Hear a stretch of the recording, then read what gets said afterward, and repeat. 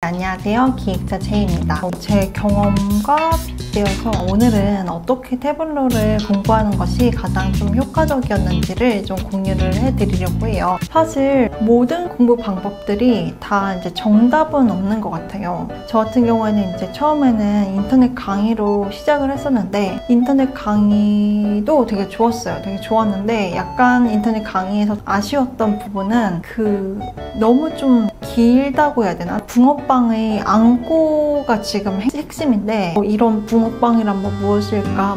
붕어빵의 구조는 무엇이고 약간 이런 식으로 되게 좀 길더라고요. 어쨌든 그래도 인터넷 강의도 거의 완강은 아니지만 한 80% 정도는 다 들으면서 공부를 했었고 책도 처음부터 끝까지 다 읽진 못했지만 그래도 시중에 나와 있는 책들 중에 좀 필요한 실습들은 직접 따라 해보면서 많이 좀 도움이 되었던 것 같아요. 책에 또 아쉬웠던 부분은 인터랙션, 화면이 전환이 되고 어디를 끌어야 되고 어디를 클릭을 해야 되고 이런 것들이 가끔 좀 이해가 안 되는 부분들이 있었는데 이런 것들을 좀 어떻게 해결을 해야 될지 좀 이런 것들이 하지만 강의도 좋았고 책도 결론적으로는 다 좀 유익했어요. 많이 시도를 좀 해봤던 것 같아요. 그러면서 이제 저한테 맞는 최적의 공부 방법들을 찾았고 그것을 오늘 좀 공유를 드리려고 합니다. 먼저 좀 여러분들은 어떤 스타일인지 잘 모르겠어요. 저는 일단 좀 시간 대비 효율을 상당히 좀 중요하게 여기는 타입이에요. 저는 빨리 좀 데이터를 다루고 싶었어요.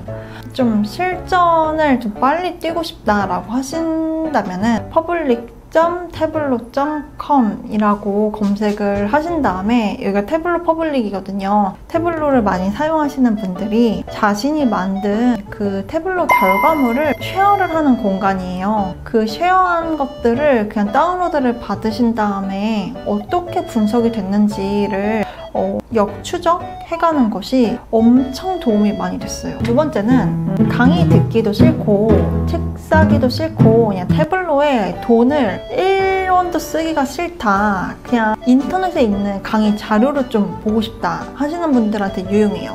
하지만 단점은 이게 굉장히 광대한 편이에요. 요약된 게 아니라 거의 백과사전식으로 모든 게 다 있거든요. 저 같은 경우에는 너무 좀 깊게 보진 않았어요. 그냥 제가 궁금한 것만 찾는 형태로만 활용을 했었는데 뭐냐면은 태블로 공식 사이트를 활용을 하시는 거예요. 태블로 블로그도 있고요.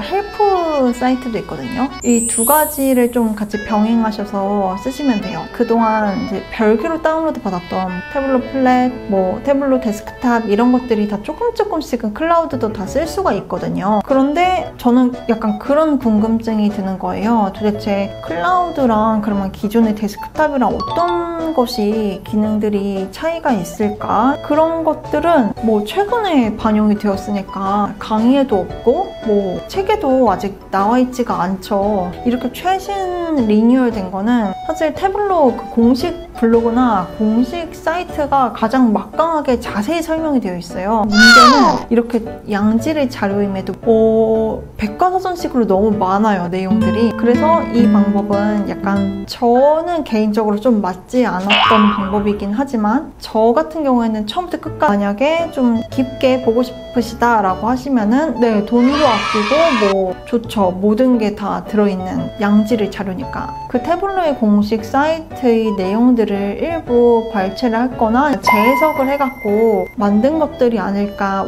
그러니까 소스인 거죠. 그래서 원 소스를 한번 보시는 것도 상당히 좀 유용한 방법이 될 수가 있습니다. 세 번째는 데이터 플러스 사이언스라는 사이트고요. 태블로에 대한 레퍼런스 가이드를 볼 수가 있는 사이트예요. 여기도 태블로에 대해서 레퍼런스들이 좀 여러 가지 볼 수가 있어갖고 종종 그냥 심심할 때마다 즐겨찾기 해놓은 다음에 구경하는 정도의 사이트로 활용을 하고 있습니다. 개인적으로는 저한테 잘 맞았던 공부 방법은 앞서 말씀드렸던 태블로 퍼블릭 사이트를 활용했던 게 가장 좀 유용했었던 것 같아요.